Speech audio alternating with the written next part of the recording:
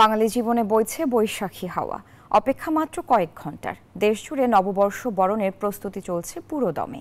চারদিকে এখন উৎসবের আমেজ। মঙ্গল শোভাযাত্রার শোভা বর্ধনে প্রস্তুতি নিচ্ছেন শিল্পীরা। উৎসব নির্বিঘ্নে থাকছে আইন শৃঙ্খলা রক্ষাকারী বাহিনীর কড়া নজরদারি।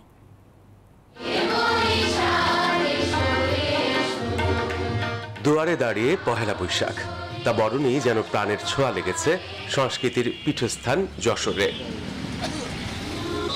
কেউ মুখোশ তৈরি করছেন, কেউ ব্যস্ত হয়ে পড়েছেন নাচ গান নাটকের প্রস্তুতি নিয়ে।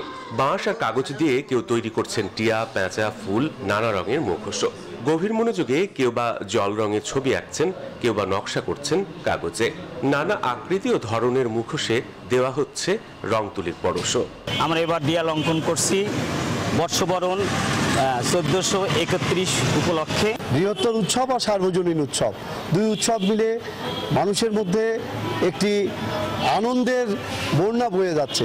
এবারে যশোরের 30টিরও বেশি সংগঠনের কার্যালয়ে চলছে বর্ষবরণের প্রস্তুতি। দীর্ঘ 3 দশক পর এবার টাউন হল ময়দানে লোকজ মেলা এবং বৈশাখী সাংস্কৃতিক উৎসবের আয়োজন করা হয়েছে। সকলে মিলে একটি সুন্দর সাংস্কৃতিক অনুষ্ঠান, পাশাপাশি বাঙালি আনার পুরো অংশটাই জুড়ে থাকে পহেলা বৈশাখ। প্রত্যেকটা সাংস্কৃতিক সংগঠন যে আনন্দ উৎসবে মেতে ওঠে, সবাই আমরা প্রস্তুতি নিচ্ছি। বিকাশে কম খরচে ক্যাশ আউটের লিমিট বেড়ে 50,000, প্রিয় এজেন্টও 2টা।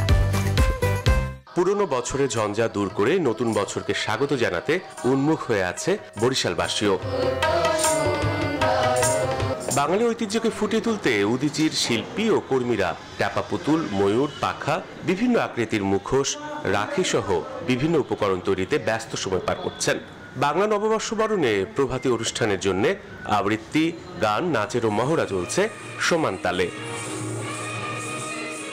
ফিরে চল মাটির টানে এই প্রতিপাদ্যকে সামনে রেখে এবছরের ব্যাপক আয়োজন আমরা প্রস্তুতি নিয়েছি এবং 3 দিনব্যাপী মেলা ব্রজপাল বিদ্যালয় প্রাঙ্গণে উদীচী যে প্রভাতী অনুষ্ঠান করবে তার সাথে সাথে কিন্তু ঢাকের তালে তালে মঙ্গল শোভাযাত্রার উদ্বোধন হবে। বর্ষবরণকে ঘিরে থাকছে জোর নিরাপত্তা ব্যবস্থাও।